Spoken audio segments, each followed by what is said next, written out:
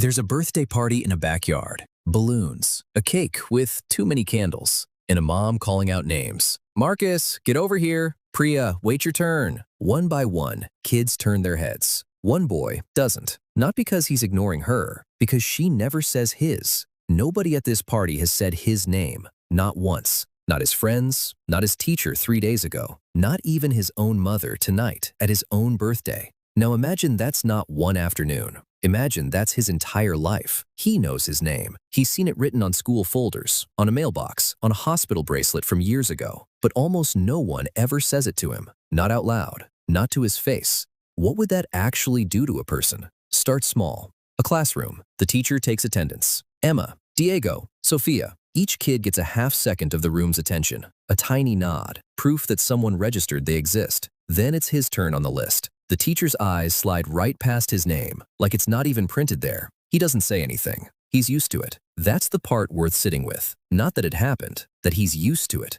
A few years pass. Middle school now. A crowded hallway between periods, backpacks and noise, and everyone moving somewhere. Somewhere behind him, a girl shouts a name across the crowd. Jordan! And 3 lockers down, a kid's head snaps up instantly, already smiling, already walking toward her. That's it. That's the whole interaction. Half a second, maybe less. Nobody in that hallway even notices it happened. But our guy notices it. He notices it every time now. The way a name cuts through a hallway full of noise and finds exactly one person, like it was built for that one job. He started to understand something without anyone teaching it to him. A name isn't just a label, it's a kind of signal. It says, I picked you out of this crowd. I know it's you specifically, not anyone else. He's never been picked out. So why does that matter so much? Why would something this small shape a person at all? Psychologists sometimes talk about the cocktail party effect, the way your own name can cut through a room full of unrelated noise faster than almost anything else you hear. Your brain treats it differently than ordinary words. It's less like language and more like an alarm built specifically for you, and only you. Every time someone uses your name, you get a tiny hit of that. Recognition, confirmation that you exist to someone else, right now, in this exact moment, in this exact room.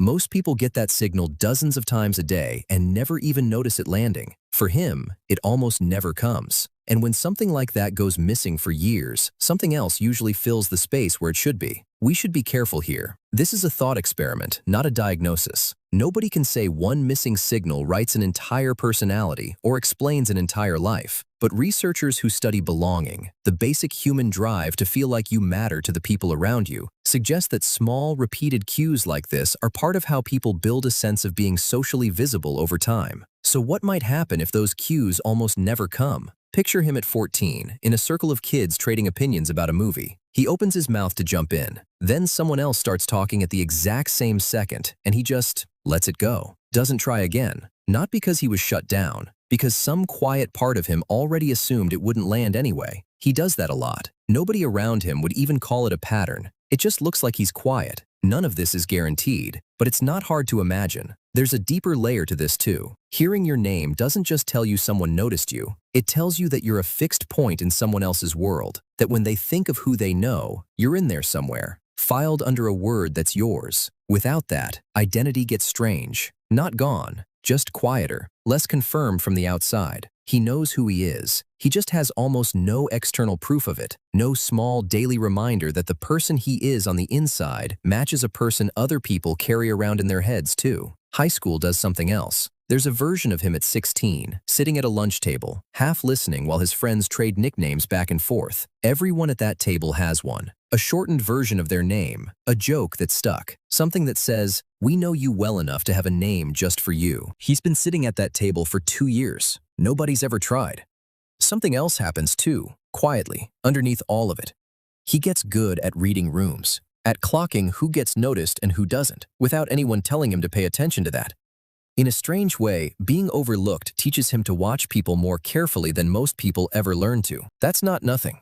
But it's a strange kind of skill to build your whole personality around. There's a version of this in the workplace too, years later. A meeting room, 6 or 7 people. Someone going around thanking each person by name for their part in a project. Good work on this, Alicia. Nice catch, Devin. It moves around the table like a small ritual nobody thinks twice about. It reaches him. It skips him. Not out of malice, The manager just, somehow, always seems to circle back to everyone else first, and then time runs out. He tells himself it doesn't matter. He's gotten very good at telling himself that. Jump forward again. Same era, different room. He's an adult now. A coffee shop, mid-morning, the espresso machine hissing under low conversation, the smell of burnt sugar and coffee grounds. Order for Jason, the barista calls, and a stranger 3 feet away lights up immediately, grabs his cup, feels, just for a second, like the whole room noticed him. Our guy watches that happen. Something tightens in his chest. He couldn't tell you exactly why. He just knows the feeling by now. He's felt it 1,000 times, in 1,000 rooms. Then he realizes, it wasn't him. It's never him. Here's the twist, though. The scariest part of this thought experiment isn't that he'd forget his own name. It's that he wouldn't. He'd remember it perfectly. He'd just stop expecting anyone else to use it. And that's a different kind of loss. Not identity, belonging. The ongoing, quiet confirmation that you take up space in someone else's mind, even for a second. Maybe the most disturbing outcome isn't that he'd feel constantly hurt by this. It's that eventually, he might not feel much at all. Being overlooked can become the baseline. Not a wound anymore, just weather. Think about how small an act it actually is, saying someone's name. 1 or 2 syllables, costs nothing, takes less than a second. And yet, it might be one of the only ways another human being tells you, without saying it directly, I know you're here. I know who you are, specifically, out of everyone else in this room. So tonight, if someone says your name, a friend, a stranger, a barista, a teacher taking role, notice it. Really notice it. Because somewhere out there, someone is still waiting to hear theirs.